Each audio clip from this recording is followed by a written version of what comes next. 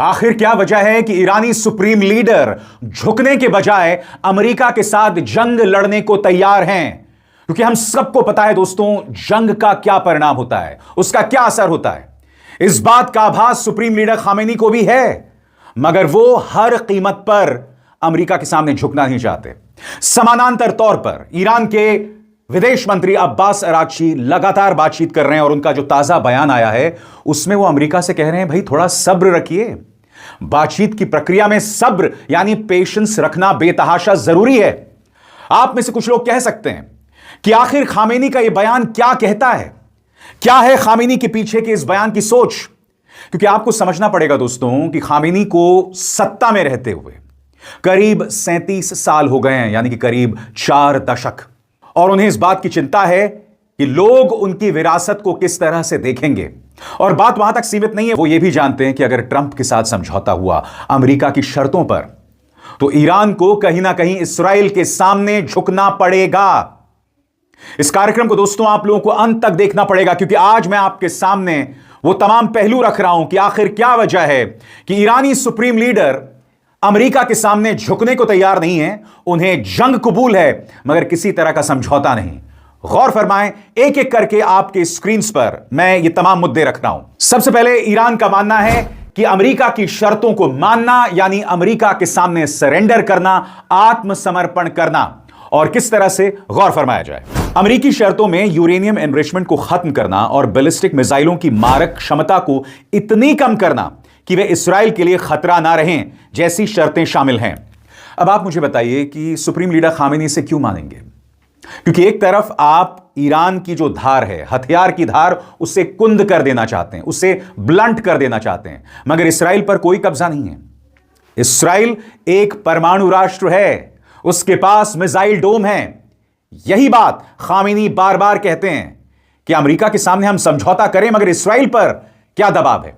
दूसरा मुद्दा, इसके अलावा कई और शर्तें भी हैं, जैसे पूरे क्षेत्र में सशस्त्र समूहों को समर्थन रोकना और ईरान को अपने नागरिकों के साथ व्यवहार में बदलाव करना भी शामिल है। अमेरिकी विदेश मंत्री मार्को रूबियो ने भी यही बात कही है।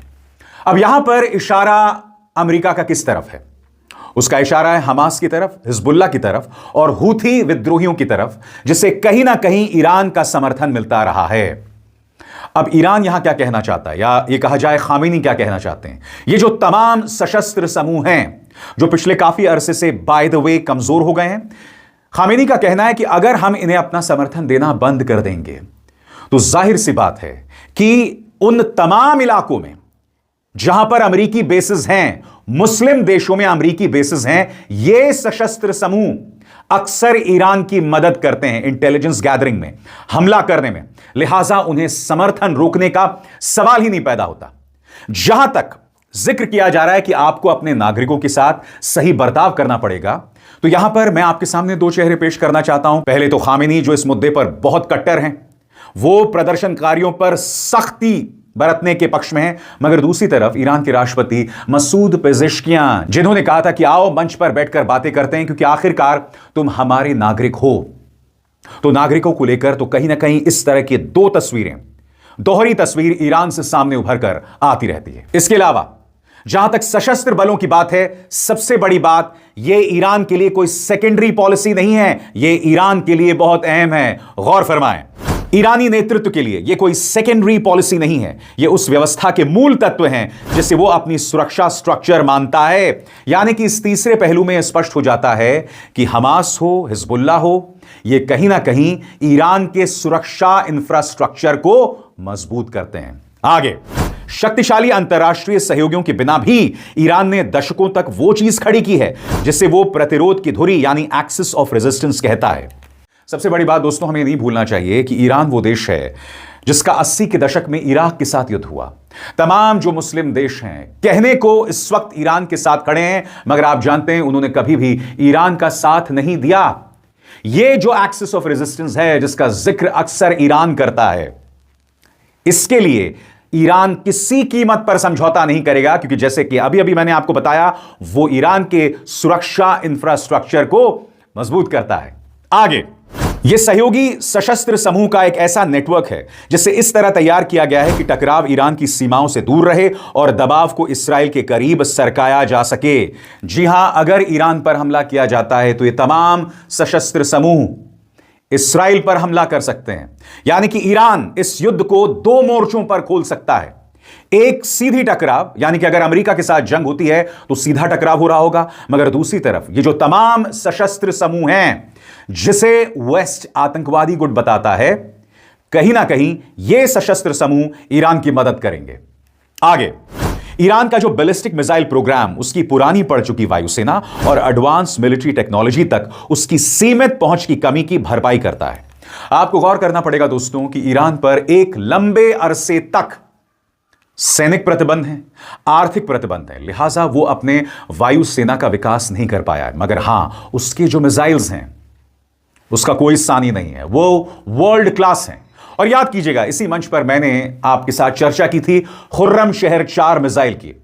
खुर्रमशहर 4 मिसाइल वो उसके मिसाइल असला में एक ऐसा ब्रह्मास्त्र है, एक ऐसी ताकत है जिसके सामने अमेरिका और इस्राइल दोनों थर थर कांपते हैं।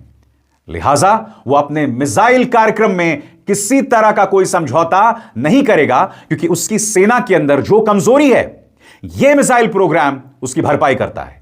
आगे ईरान के परमाणु कार्यक्रम को आधिकारिक तौर पर शांतिपूर्ण बताया गया है, लेकिन व्यापक तौर पर इसे उसकी प्रतिरोधक क्षमता माना जाता है।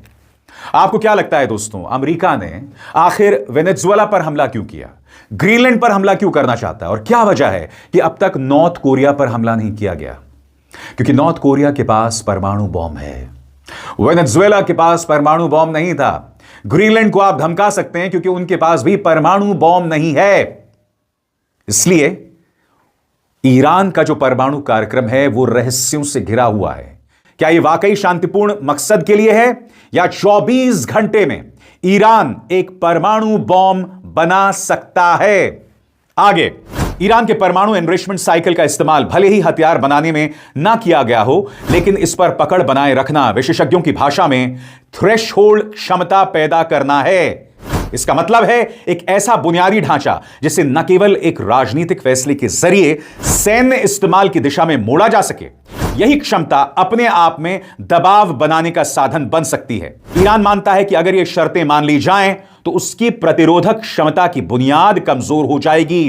और आगे बढ़ने से पहले एक जरूरी संदेश, मेरे कार्यक्रमों के लिए आप नोटिफिकेशन का इंतजार मत कीजिए, मेरे चैनल में जाइए और खुद जाकर कार्यक्रम देखिए और रहिए updated.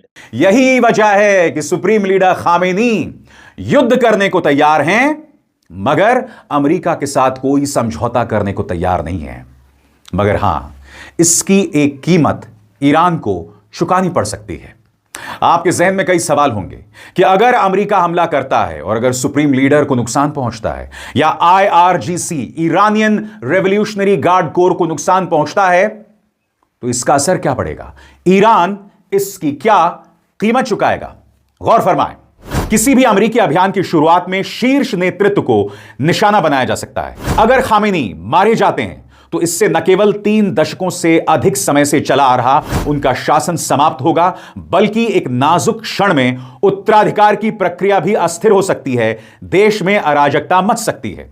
Islamic revolutionary guard core और अन्य सुरक्षा संस्थानों पर हमले उस तंत्र को भी कमजोर कर सकते हैं जिसने हाल ही में ईरान के इतिहास की सबसे घातक और हिंसक कार्रवाइयों की तारीखों पर नियंत्रण हासिल कर लिया है। हाल के हफ्तों में सड़कों पर उतरे प्रदर्शनकारी सिर्फ बल प्रयोग के बाद पीछे हटे हैं, उनमें अब भी गहरा असंतोष है। इसलिए सरकार की दमनकारी मशीनरी पर अचानक पड़ी कोई चोट घरेलू सत्ता संतुलन को अप्रत्याशित तरीके से बदल सकता है।